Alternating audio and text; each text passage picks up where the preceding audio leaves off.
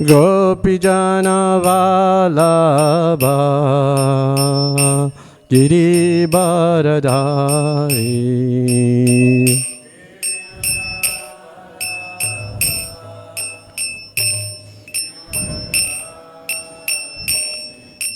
Yashodanandana Brajajana Ranjana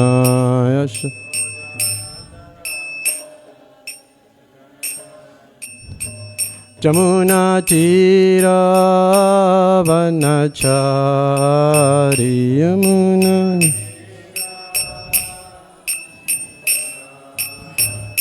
Jaya Radha Madhava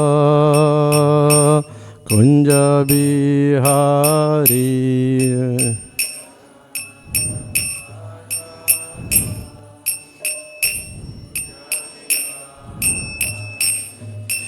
Gopijana Vallabha Girivaradhari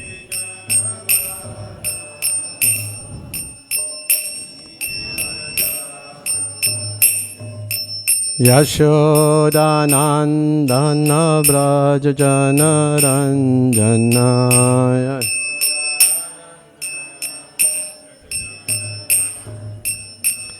Jamuna Tira Vanachari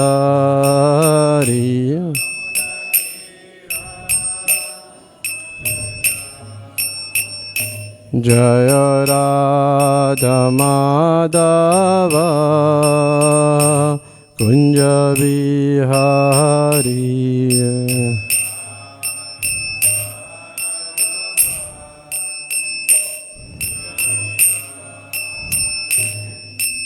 Gopijana Vallabha Girivaradhari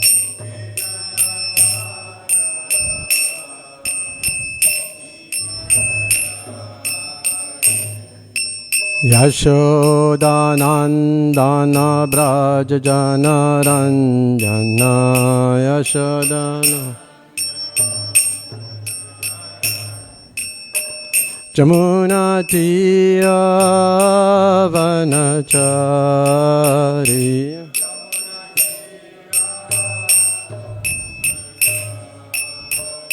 Yamuna Tira Vanachari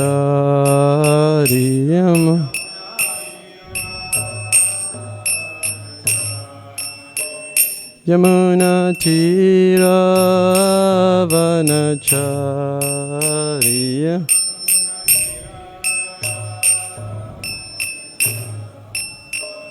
Yamuna Tira Vanachari Yamuna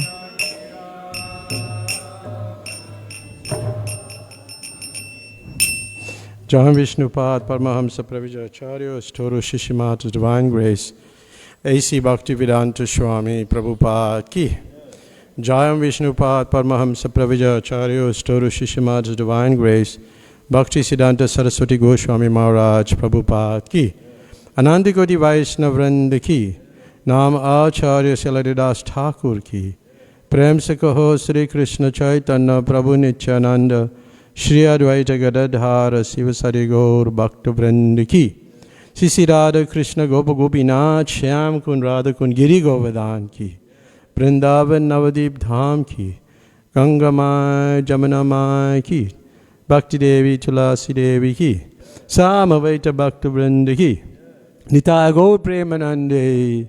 All glories to the assembled devotees. All glories to the assembled devotees. All glories to the assembled devotees. All glories to Shri Guru and Shri Gauranga. All glories to Srila Prabhupada. Srila Prabhupada Ki. Hare Krishna.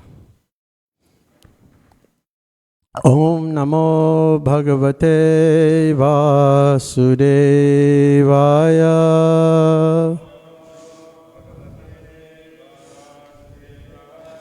Om Namo Bhagavate Vasudevaya.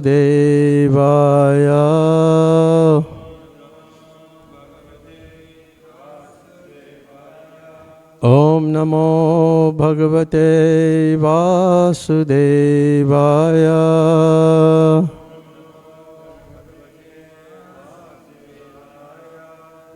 So we're reading from the Srimad Bhagavatam, Canto 4, Chapter 8, Text 47. Srivats Angam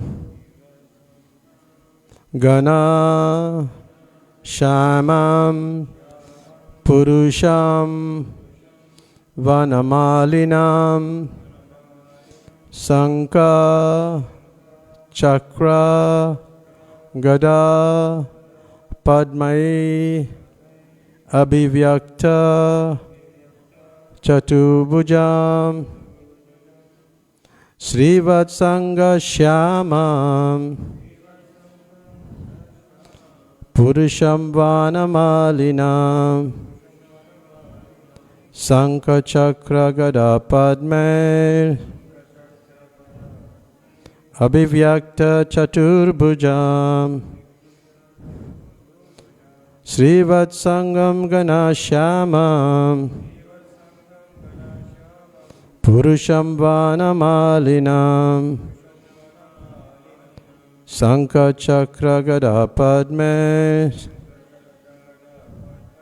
Abhivyakta Chaturbhujam Srivatsangam Ganashyamam Purusham Vanamalinam Sanka Chakra Gada Padma Abhivyakta Chaturbhujam Srivatsangam Ganashyamam Purusham Vanamalinam Sanka Chakra Gada Padma Abhivyakta Chaturbhujam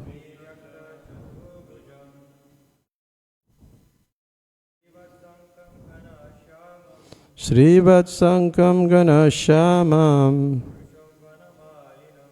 Purusham Vanamalinam Sanka Chakra Gada Padma Abhivyakta Chaturbhujam Srivatsangam Ganashyamam Purusham Vanamalinam Sanka Chakra Gada Padma Abhivyakta Chaturbhujam Srivatsangam Ganashyamam Purusham Vanamalinam Sanka Chakra Gada Padma Abhivyakta Chaturbhujam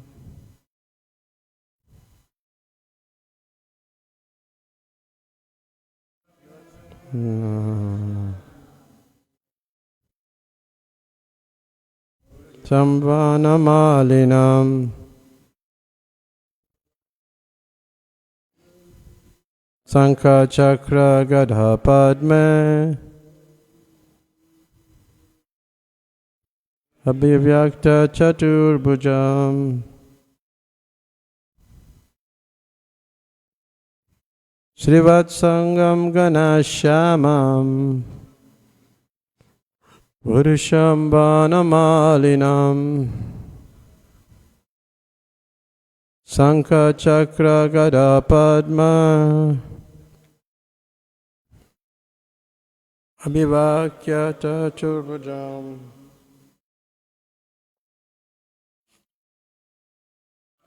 Sangam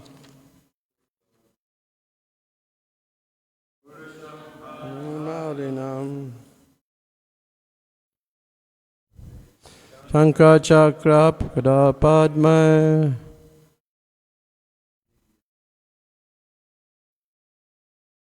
Abhivyakta Chaturbhujam Srivatsangam Ganashyamam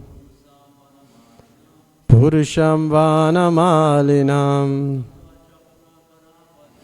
Sankachakra Gada Padma Abhivyakta Chaturbhujam. Mataji's. Srivatsangam Ganashyamam Purusham Vanamalinam Sankara Chakra Gada Padme Abhivakyata Chaturbhujam Srivatsangam Ganashyamam Purusham Vanamalinam Sankha Chakra Gada Padma Abhivyakta Chaturbhujam Srivatsangam Ganashyamam Purusham Vanamalinam Sankha Chakra Gada Padma Abhivyakta Chaturbhujam. So we'll do the word for word. Srivatsangam, the mark of Srivatsa on the chest of the Lord. Ganashyamam, deeply bluish. Purusham, the Supreme Person. Vanamalinam, with a garland of flowers. Sankha, concha. Chakra, wheel. Gada, club. Padma, lotus flower. Abhivyakta, manifested. Chaturbhujam, four-handed. So the translation, the Lord is further described as having a mark of Srivatsa, or the sitting place of the goddess of fortune, and his bodily hue is deeply bluish. The Lord is a person. He wears a garland of flowers and is eternally manifest with four hands which hold, beginning from the left hand, a conch shell, wheel, club, and lotus flower. Purport by His Divine Grace, A.C. Bhaktivedanta Swami Prabhupada. Here in this verse, the word Purusham is very significant. The Lord is never female, He is always male, Purusha. Therefore, the impersonalist who imagines the Lord's form as that of a woman is mistaken. The Lord appears in a female form when, if necessary, but His perpetual form is Purusha because He is originally male.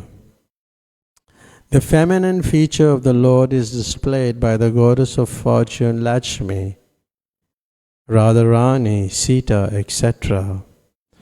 All these goddesses of fortune are servitors of the Lord. They are not the supreme, as falsely imagined by the impersonalist. Lord Krishna in his Narayan feature is always four-handed. On the battlefield of Kurukshetra, when Arjuna wanted to see his universal form, he showed this feature of the four-handed Narayan. Some devotees are of the opinion that Krishna is the incarnation of Narayan.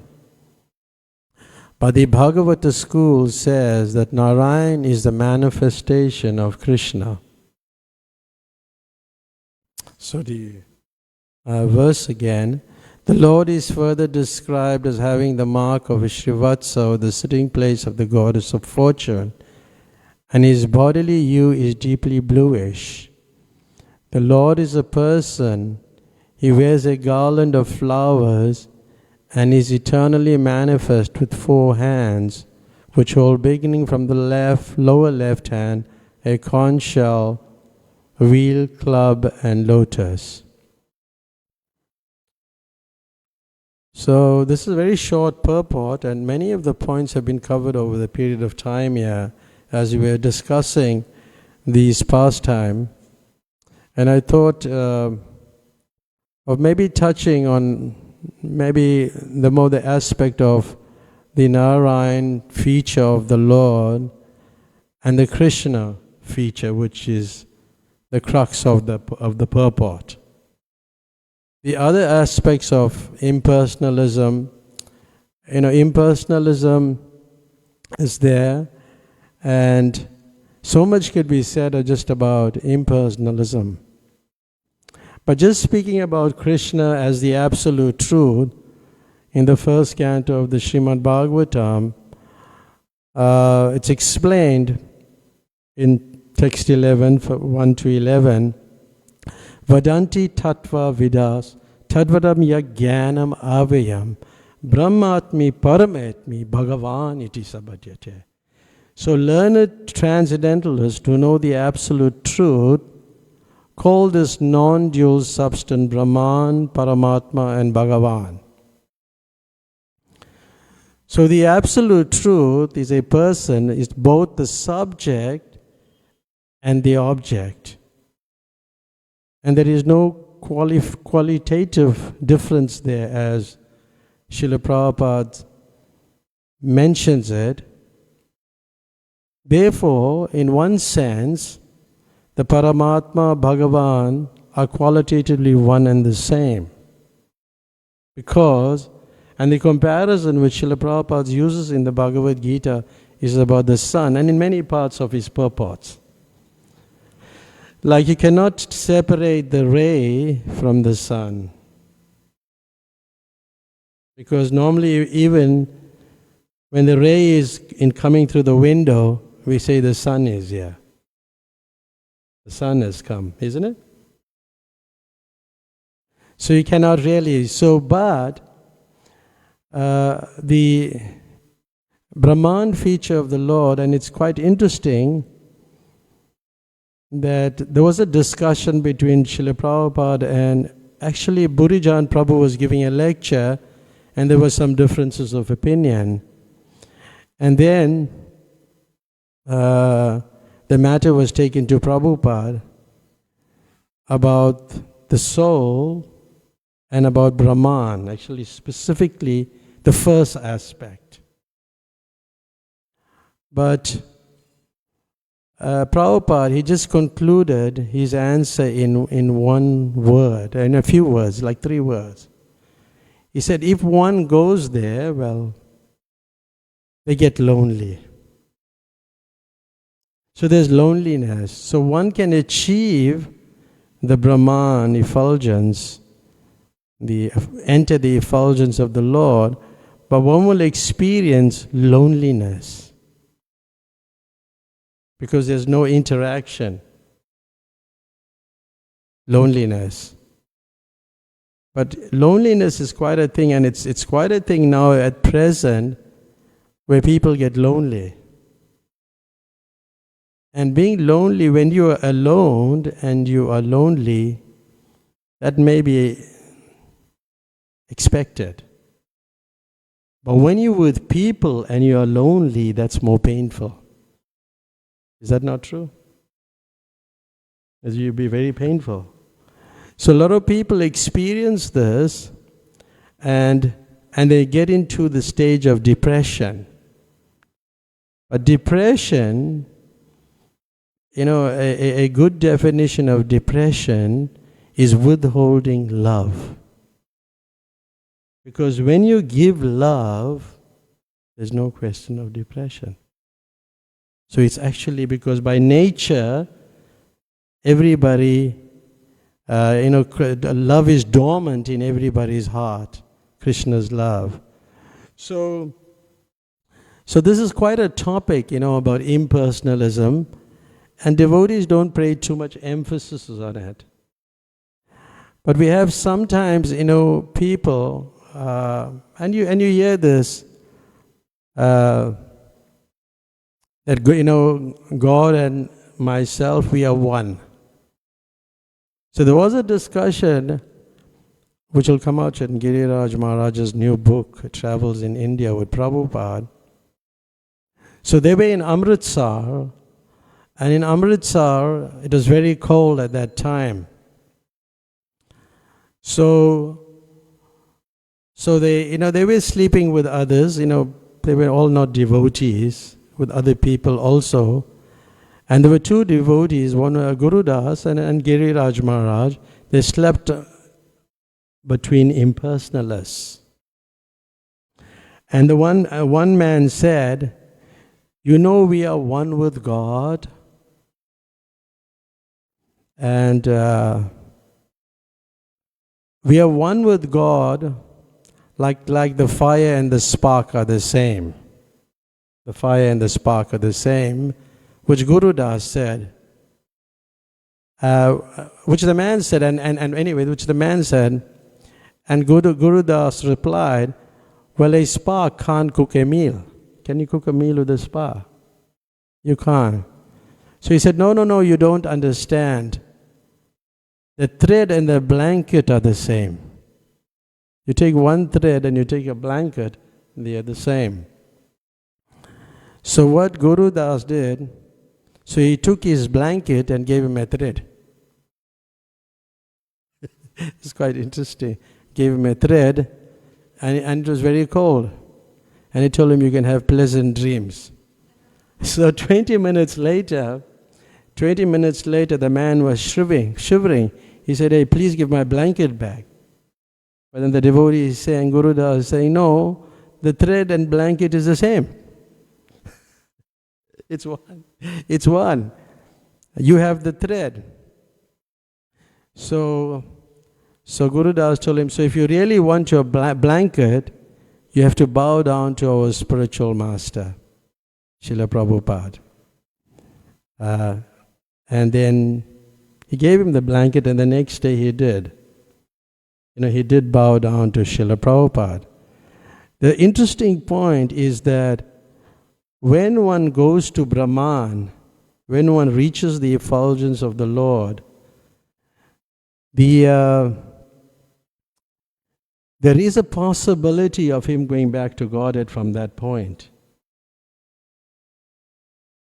That's like quite a point to note, that there's a possibility of the person going back to the spiritual world from that point, which is where they're having no relationships. It's something to consider. Yeah. So then, there can be so much discussion on impersonalism, and I thought, when I heard the question yesterday by Jai Krishna Das, I thought we could touch on that subject matter in relation to the purport, which is speaking about Narayan, the differences between Krishna and Narayan. What is the difference? But in relation to in relation to Raghunath Bhakti, in relation to spontaneous love for Krishna. And in the Chaitanya Charitamrita, the pastime of Raghunath, the pastime with Venkata Bhatta, who was from the Ramanuja Sampradaya, just a matter of one point. If you have any questions, you could just raise it, as I'm speaking, and I will run through it. Okay? He was from the Ramanuja Sampradaya, Venkata Bhatta, and he worshipped the deities of Lakshmi and Narayan, which is in our purport there, as discussed, which Prabhupada wrote, the female feature of the Lord, Sita, Lakshmi, and Radharani. So Venkata Bhatta, who was from South India, had I'll paraphrase it, I'm just running through the verses, but I'll just paraphrase it.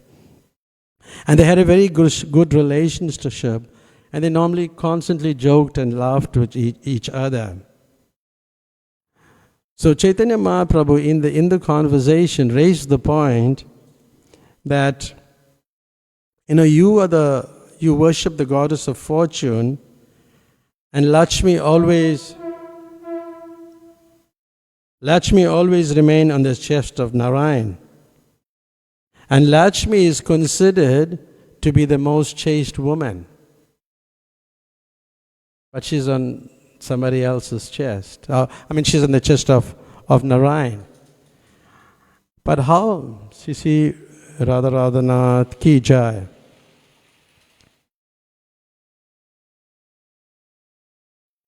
And Chaitanya Mahaprabhu, who is Krishna himself, but in the role of a devotee, and he's saying, but why would Lakshmi wanted to enjoy or associate with a cowherd boy?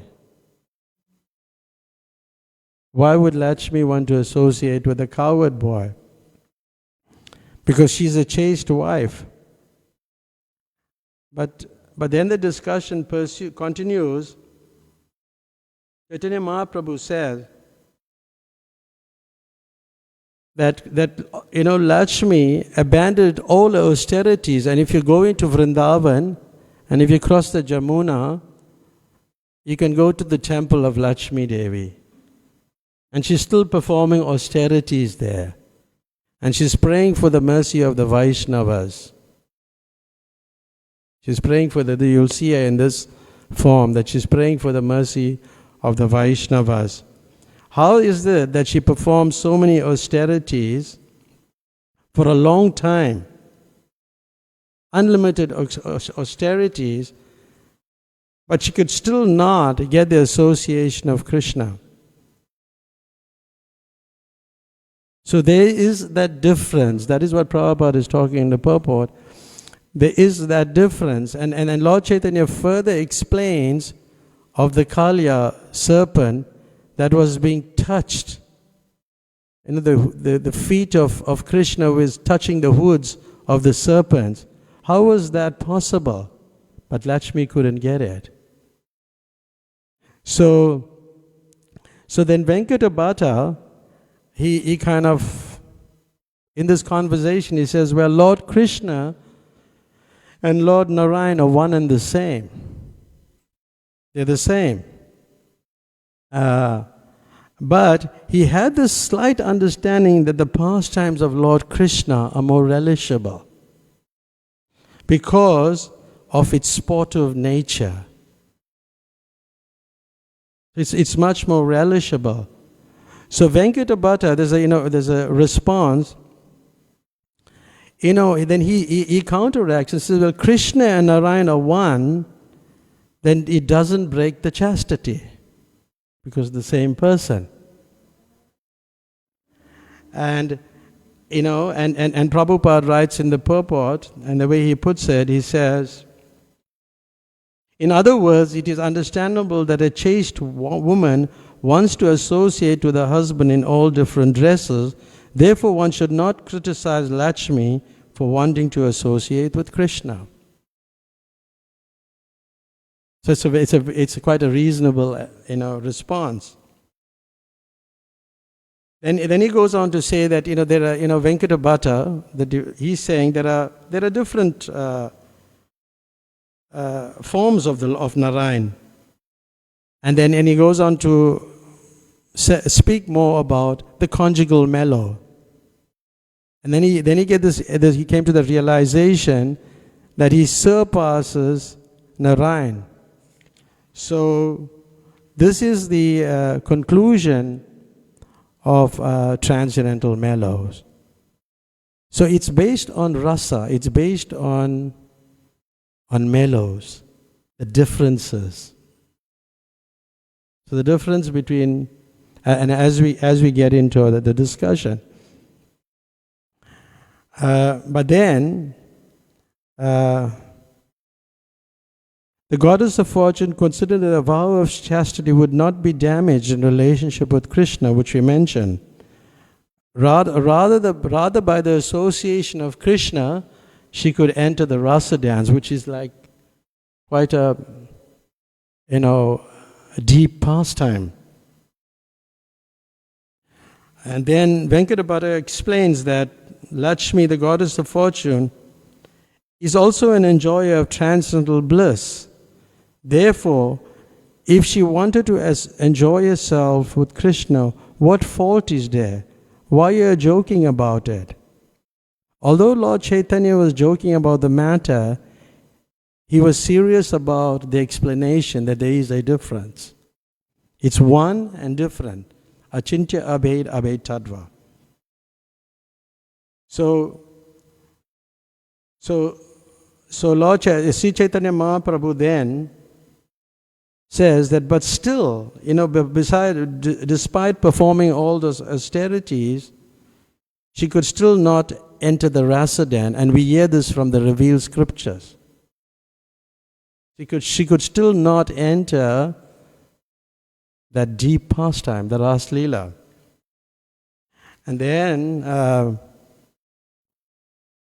because that favor was not bestowed to her. And then Lord Chaitanya further pursues this discussion. Why could she not enter the rasa dance? What was the reason behind that? And he's asking Venkata Bhatta. And then it goes on to explain that, but anyway, somehow Venkata Bhatta was getting this understanding that Lord Chaitanya is the Supreme Lord and he can enter into these, and he was saying that I cannot enter into these deep mysteries. So there was some clarification required between between Chaitanya Mahaprabhu and Venkata Bhatta. Then, but still, Lord Chaitanya is pursuing. Why couldn't he enter? And then Chaitanya Mahaprabhu said that Lord Chaitanya has Lord Krishna has a specific characteristic. And that specific characteristic is that he attracts everybody's heart with that conjugal love. It's different. It's very different. So the reason is, although she was so chaste, but still she could not enter the Rasa Leela. So what are the reasons? And then they go, he gives the reasons, and the reasons is that she could not give up an opulence. Her opulence she could not give up. Just like sometimes, you may go for a wedding, as the ladies go for a wedding, then you'll see them dressed up differently from the temple. Is that not true? It's quite different. So then the other reason was, which is like the important reason, is that she could not follow the inhabitants of Vrindavan. She could not follow the inhabitants of Vrindavan. And then the discussion pursues by Chaitanya Mahaprabhu of how the personified Vedas, they could enter into the Rasa Leela, but Lakshmi couldn't. So we all know that worshipping Lakshmi and Narayan is in the mood of opulence. But the Sruti Ganas, the personified Vedas, could enter into these deep pastimes. So how were they able to do that? Because they really got absorbed in it, but they had to take birth as a coward girl in the pastimes of Krishna. So they had to give up their bodies and then take birth into the pastimes in the coward community. Then only you can enter this pastime. It's just like, it was traditional in South Africa. Some people still follow it. Like people born in a Brahmin caste will marry a Brahmin family, in a Brahmin family. A person born in a lower caste will marry a person of the lower caste. So it's like that they have to take birth in that family so they can enter. So they took birth, and they could enter because they have given up their bodies, and they took bodies of the gopis. So I'm leading to a point that the worship of Krishna in conjugal mellow is the highest, but how do we come to that point? So Lakshmi, as I said, didn't want to give up a body like these Shruti Ganas, the personified Vedas. And she didn't want to follow the gopis, so she could not enter the pastimes of Radha and Krishna. And even up till now, she's still praying for the mercy to get in. So then, then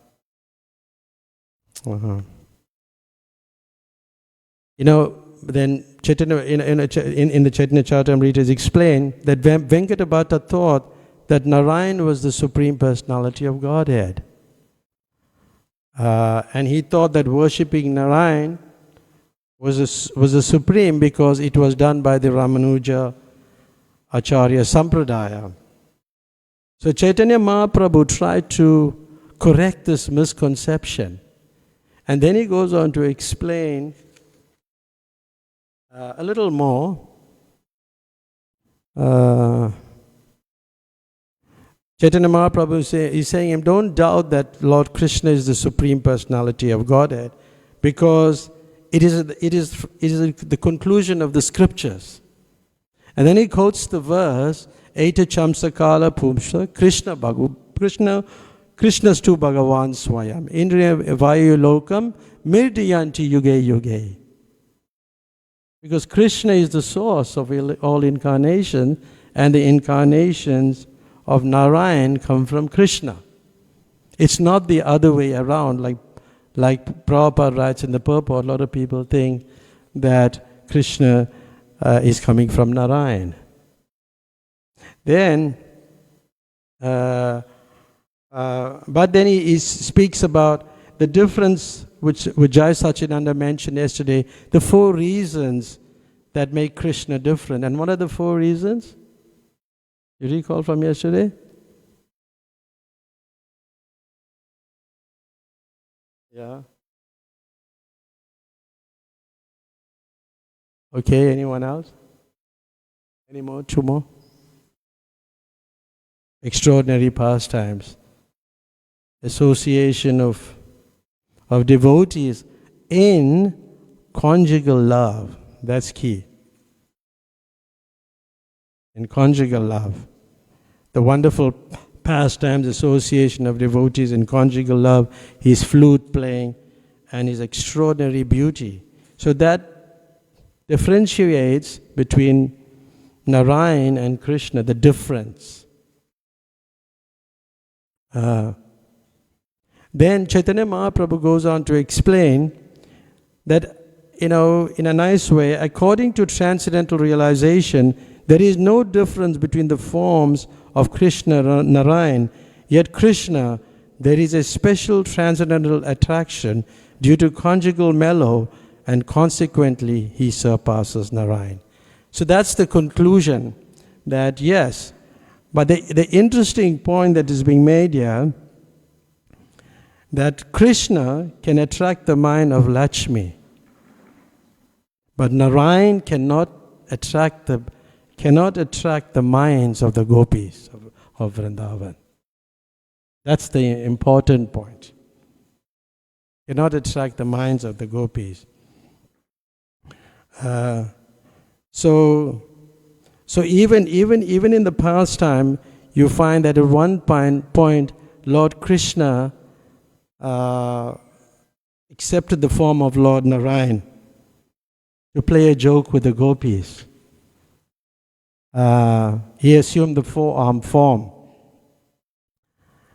But what had happened, the gopis, when they saw the Narayan form, their ecstatic feelings were crippled. You understand the point? It was crippled. So it's a very nice way of putting it. Their ecstatic feelings were crippled. Then that concludes the. They couldn't accept that form of Narayan as the gopis couldn't accept it as Krishna. So there is that difference. There is that difference. Then, in this way, Venkata Bhatta, this devotee, was feeling bad, because his pride was cut down. But then Chaitanya Mahaprabhu goes on to say, that whatever he said was in jest. But now you can hear from me the conclusion of the Shastra, in which every Vaishnava devotee has firm faith. And then he says, there is no difference between Lord Narayan and Lord Krishna. They are the same form. Similarly, there is no difference between the gopis and the goddess of fortune, for they are one of the same form. But still, that there is that difference.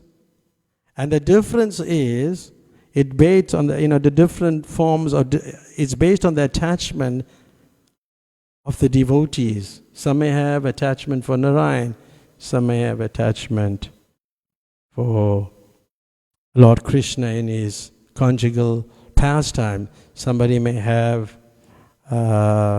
attachment in different ways, in friendship, and so many different ways.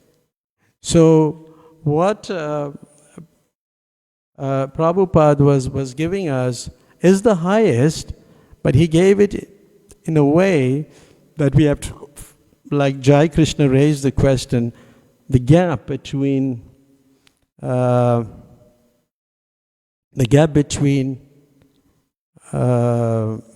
Bhakti and Raganuga Bhakti. So Vaidhi Bhakti is just rules and regulations. It's just rules and regulation, and Raganuga Bhakti is spontaneous devotional service. And there's so much information given about it in the scriptures, in the Chaitanya Charitamrita, in the Nectar of Devotion. But the one thing that was mentioned here in the verse itself was Srivatsa. Because when one goes back to Godhead, you cannot make out the personal attendance from the Supreme Lord. But because of that Srivatsa, that curl or that hair that line on the body of Narayan, that makes the difference. Because the forms are the same. So, but coming back to speaking about bridging the gap between, like Vaidhi Bhakti and Raganuga Bhakti. So there in the Chaitanya Charitamrita, it's explained, and I'll read one verse. If one follows in the footsteps of the inhabitants of Vrindavan, out of such transcendental covetousness, he does not care for the injunctions or reasonings of Shastra. That is the way of spontaneous love. So it's interesting that the person doesn't follow what it's saying, the scriptures, and we'll discuss that. And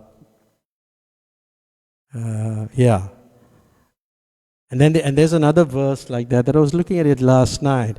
When an advanced realized devotee hears about the affairs of the devotees of Vrindavan in the mellows of Santa, Dasya, Sakya and Vatsalya and Madhurya, he becomes inclined in one of these ways and his intelligence becomes attracted. Indeed, he begins to covet that particular type of devotion. When such covetousness is awakened, one's intelligence no longer depends on the instructions of the Shastra, the revealed scripture, or on logic and argument. So these two verses are saying, in one sense, it's like kind of saying reject the scripture, right? But then, if you read Srila Prabhupada's books, more deeply, it emphasized the point that, by following Vaidhi Bhakti, by following the rules and regulation, one will come to bhava. But then also, one, after bhava, one will have more attachment for Krishna, because at the stage of bhava, one is getting some realization of his relationship with Krishna, what it is. And, there's different relationships, as we said. So now that the point is, it's saying, but anyway, the scriptures, because we are following the scriptures, Vaidhi Bhakti, we are following the scriptures, and we execute our duties according to the scripture. The actual Sanskrit is Natra Sastram na yuktim cha suti diryad apekshataha. That his intelligence is spontaneously attracted and does not depend on the arguments of logic of the scriptures. Because when one is spontaneously attracted, is not dependent on the scriptures, but that doesn't mean that he doesn't consult the scriptures. And he may have some attraction to, like maybe to Radharani, as I said earlier on, to the cowherd boy, to the cowherd girl. Say for example, and this is a good example, if he wants to have milk. So if he wants to have milk, then there's a process. He'll have to get a cow, he'll have to feed the cow, you have to milk the cow, put some ghee, get some milk, put the sugar, and then offer it to the deity, and then have the milk. But the process is there. He will follow the process from the scripture. But then a person in Vaidhi Bhakti, in ways following the rules and regulation, he reads and follows all aspects of the scripture. But a person who has spontaneous love only follows that aspect that is dealing the desire and the attraction he has for the Lord. That's the difference. That's how it is. Make sense? He only concentrates on that. So he doesn't concentrate, but the basic practice of hearing, chanting, smaranam, Shravanam, Kirtanam, and Smaranam, that's still the same, but the mood is different. Because the way we present the philosophy sometimes, that we only must do Vaidhi Bhakti. Is that not so? And we must do Vaidhi Bhakti, but we at some point we need to come to that higher platform. So which means that the quality has to improve. Because we're doing everything, we're following all the rules and regulation. But the quality has to improve to come to that point. We don't make a separate endeavor, but we definitely try to improve the quality of our chanting. So that is the key difference between, when you're bridging the gap between Vaidhi Bhakti and Raghunath Bhakti. And this is interesting, and I will read it, and then you can take some question. It's an interesting lecture given by Srila Prabhupada that was recorded, it was on 1/2/33, recorded in 1972, in November 1972. And he's saying, and I'll try to paraphrase some parts, and I'll just read the balance. Just like if you have a rasagulla and your tongue, Madhurikaram, is covered with a cloth, will you enjoy that rasagulla? No, because you won't feel the taste. You have to now uncover it. Then you will feel the real enjoyment. And Prabhupada quoted that verse from the, which is in the Chaitanya Charitamrita, Sarvapati Vinur Muktam. And then he goes on to explain that you have to get out of that bodily concept of life. I'm Hindu, I'm Christian, I'm Muslim, I'm white, I'm man, I'm woman. One has to come out of that because the senses are covered. So Prabhupada says, and I'll read this last paragraph. He said, and listen very carefully, so you have to uncover, you have to discover. The discovering process is devotional service. The more you engage in devotional service, the more your senses become pure or uncovered. And when it is completely uncovered without any designation, then you are capable to serve Krishna. This is apprenticeship. Vaidhi Bhakti. What is Vaidhi Bhakti? Apprenticeship. That is apprenticeship. Real Bhakti is Para Bhakti. And then he says, that is Raghunath Bhakti. This Raghunath Bhakti, we have to come after surpassing the Vaidhi Bhakti, the rules and regulation. It's here. This is a lecture given by Prabhupada. So one, as to the way we may present the philosophy, we don't have to come to this level. But yes, we have to endeavor to come to that level. But when one comes to that level, and it says, in the material world, if we do not try to make further and further progress in devotional service, and listen carefully, if we are simply sticking to the sastric regulation process, which means Vaidhi Bhakti, and do not try to go beyond that, sastric process is also regulation. That is required. Without sastric process, you cannot go to that platform. But if we stick to the sastric process only and do not try to improve ourselves, and there's the punchline, the sastric process is Kanishta Adhikari, the lowest stage of devotional service. Okay? It's very, very clear how Prabhupada has kind of given everything in his lectures. You have to kind of reconcile it.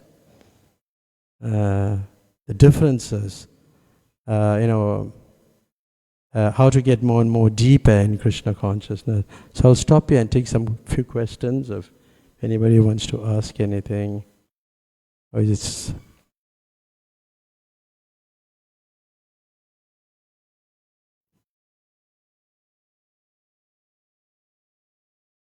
Nobody? Anybody will make any comment? Okay. It's 8:30. I finished on time. Srila Prabhupada ki. Srimad Bhagavatam ki. Jai.